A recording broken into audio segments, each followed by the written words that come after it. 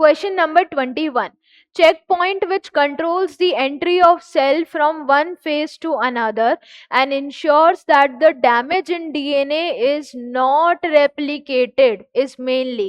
अभी हमने check points की बात की थी. चेक पॉइंट्स कुछ ऐसे एरियाज हैं सेल साइकिल में जो कि चेक करेंगे कि जो प्रीवियस फेज है उस प्रीवियस फेज में क्या काम हुआ है, क्या वो सही ढंग से हुआ है या नहीं.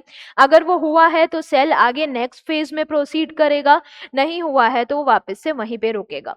तो इसीलिए चेक पॉइंट्स जो है वो कंट्रोल करेंगे सेल की एंट्री को एक phase, for example S phase से next phase, for example S के बाद क्या आ जाएगा G2 फेज.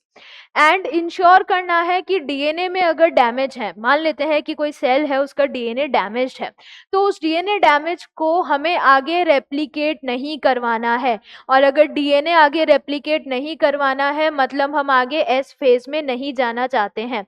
इसको हम एक डायग्राम के थ्रू समझ लेते हैं. एक सेल साइकिल जिसमें सिर्फ 5% जो लेस देन 5% जो है वो एम फेज हो जाएगा, यानी ये वाला पार्ट हमारा हो जाएगा एम फेज. रिमेनिंग का क्या हो जाएगा, इंटरफेज. अब इस इंटरफेज में भी मेजर पार्ट हो जाएगा G1, ये वाला पार्ट हो गया G1, ये हो गया S एंड ये हो गया G2.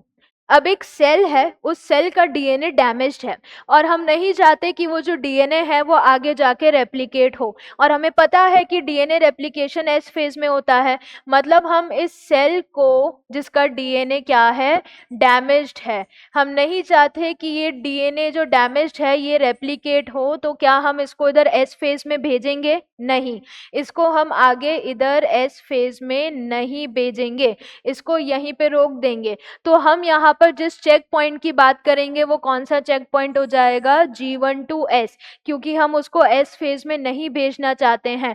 तो यहाँ पर जो चेक पॉइंट है वो चेक करेगा कि जो सेल ऑलरेडी G1 में है उसका डीएनए सही है या नहीं. सही किस रेस्पेक्ट में, कि उसको आगे रेप्लिकेशन के लिए S फेज में भेजा जा सकता है या नहीं भेजा जा सकता है. तो G1 से G2 नहीं जाएगा, G1 से G2 इतना डायरेक्ट चेक पॉइंट है भी नहीं. S फेज से G1 उल्टा ये पॉसिबल नहीं है. G2 phase only. G2 phase में यहाँ पर सेल तभी जाएगा जब यहाँ पर डीएनए रेप्लिकेट हो चुका है.